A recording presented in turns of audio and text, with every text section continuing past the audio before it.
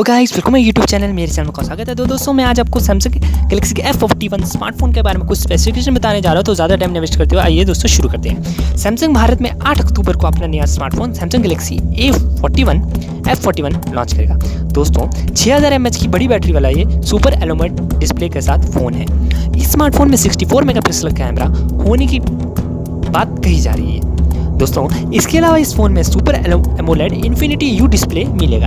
Triple real camera setup और rear fingerprint scanner इसमें हो सकता है। दोस्तों सैमसंग गैलेक्सी f41 में USB type C port, 3.5 mm headphone jack और सिंगल स्पीकर होगा। फ़ोन फास्ट चार्जिंग का सपोर्ट करेगा। इसमें 2 रैम और स्टोरेज इनकॉर्पोरेशन में पेश किया जाएगा।